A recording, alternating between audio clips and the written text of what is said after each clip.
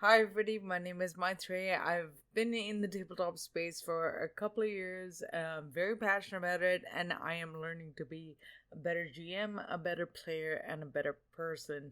And I want to share some of the cool stuff I'm learning with you.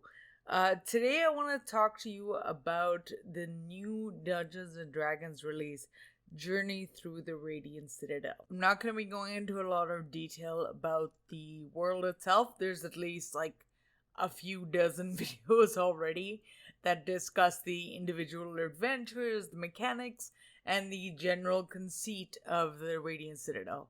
I'll link a few down below for you to check out.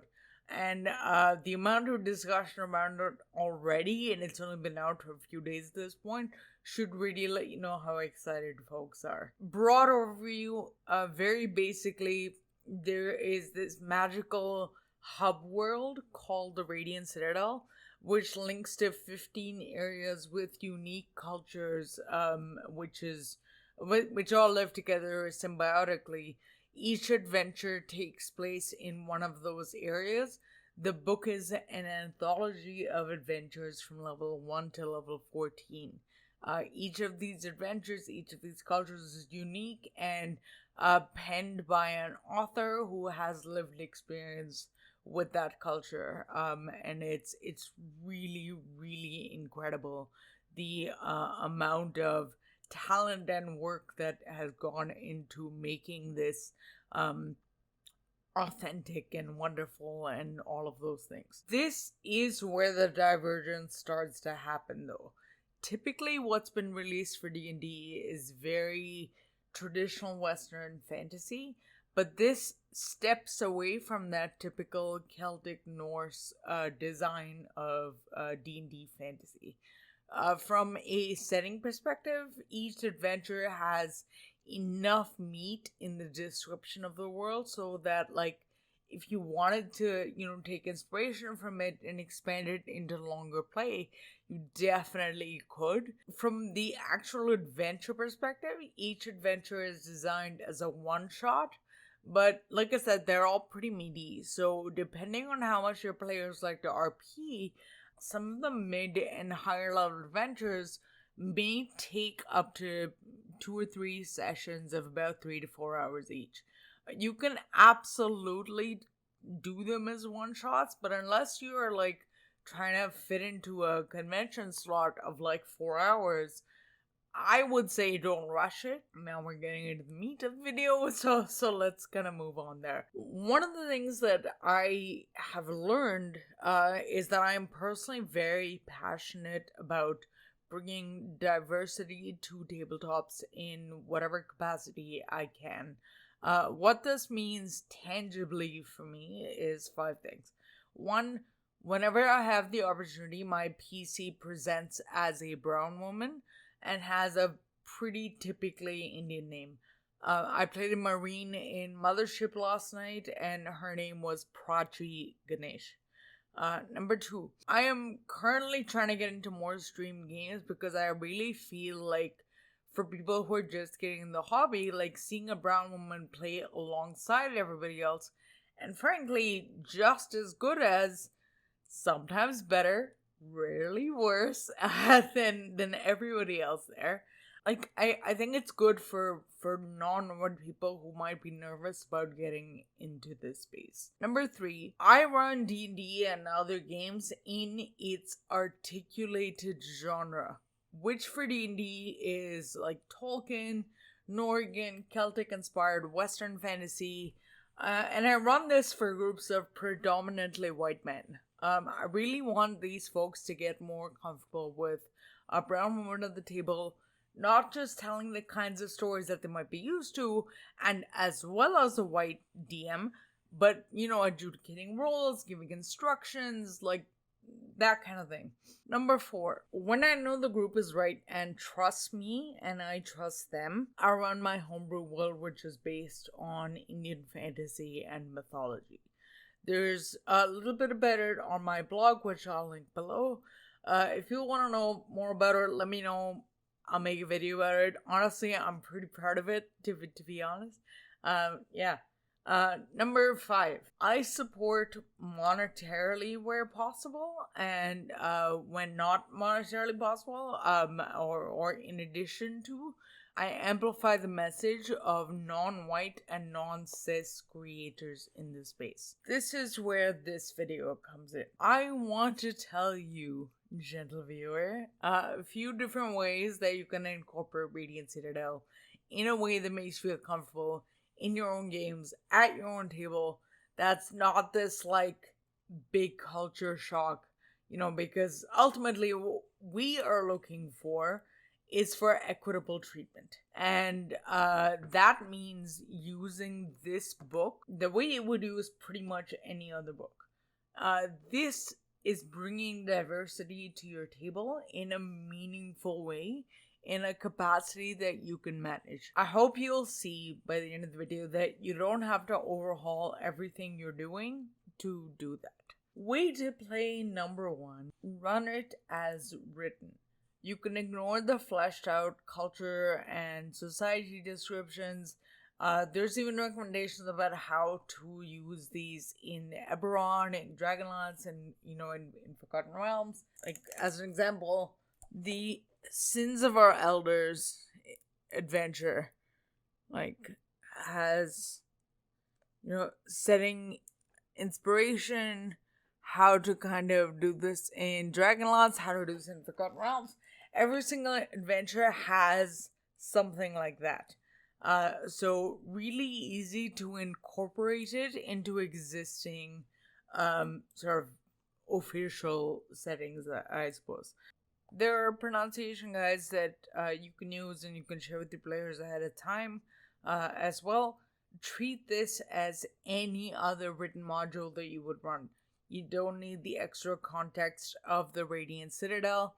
If you don't want it, you can ignore it. Some people might call this whitewashing, and certainly other people of color, other non-white people might call it that.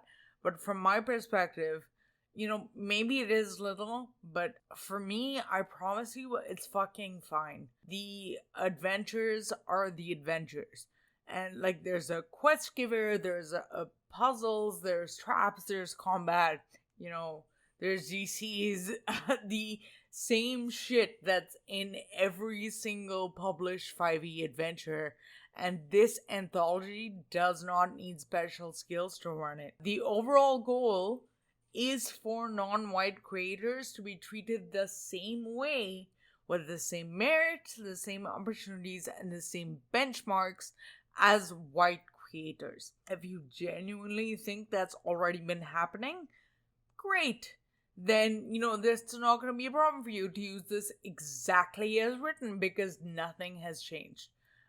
Beyond what it stands for, it's an objectively good anthology of adventures that you'll enjoy running as individual modules. Way to play number 2. Run it as you are comfortable. You want to use the content and the culture presented, but you are struggling with a sense of authenticity, starting with the pronunciations. I get it. I am Indian.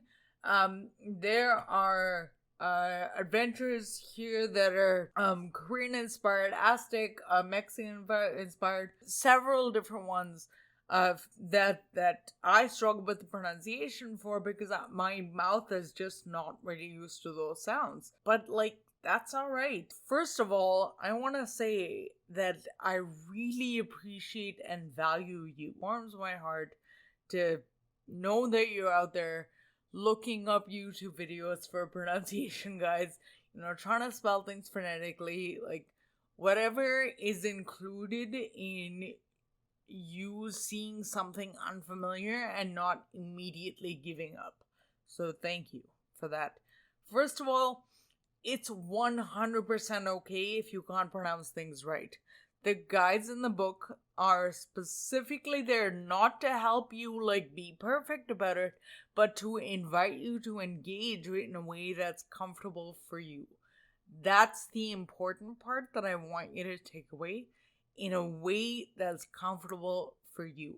I came across this incredible tweet that articulates this point so well.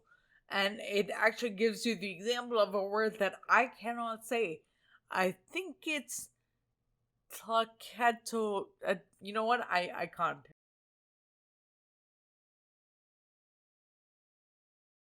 I got it. Is it too hard to say?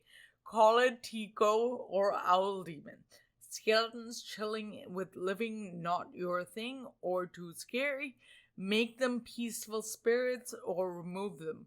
One of the most exciting things for me is learning the different ways these places get to exist in your games. That articulates it beautifully. And this is what makes it like any other part of D&D. Modify it to fit your table. Change whatever you want. You're allowed to do that. You're encouraged to do that. This then takes me to my next and final way to use this. Way to play number 3. Use it in your home game. Because each adventure is a standalone adventure, it's super easy to just pick it up and drop it into a longer arc. Our character is traveling somewhere to a destination, you can include it there. I've already figured out how to incorporate the first adventure, Salted Legacy, in my home game like 2 sessions from now. It's a level 1 adventure about figuring out who's behind some theft and vandalism at a night market.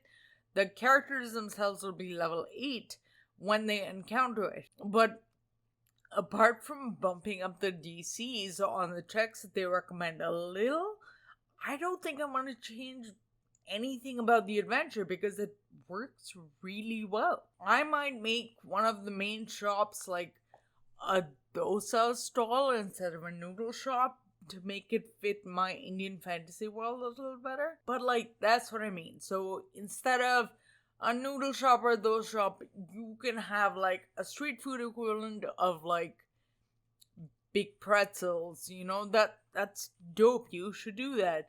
And if Ginseng Market doesn't work as a name in your world, that's fine. Now it's the Lion's Roar Night Market. Easy. So work it into your campaign as little or as much as you want, and it'll be between 1 and 3 sessions depending on your group and that kind of thing, so you can plan for that. But they can either be side quests and not really involved in moving the main story forward, or there can be some kind of story element tied to completing the adventure. For me specifically, when the players finish the Assaulted Legacy quest, that's going to get them enough renown with this area that the town's leader requests an audience with them, and the leader turns out to be the head of a resistance faction that they need to meet. But the adventure would not be any less fun if I didn't have that end bit tacked onto it. It would just be like any other D&D quest. Bunch of adventurers stroll in this town, they sit at a tavern, and overhear someone bemoaning the vandalism that plagues their shop at the night market, or something. Point is, it can have as much or as little to do with impacting the main story as you want. Because it's an anthology of adventures, you can just pick it up and drop it into your story without too much hassle. Anyway, that's all I have. I really hope that if you've been putting pressure on yourselves to run Radiant Citadel right, that some of that has been alleviated. We're just really happy that you want us at the table. Keep us there by engaging with content like this in whatever way feels good for you. Yeah, thank you so much for watching. See you next time. Bye.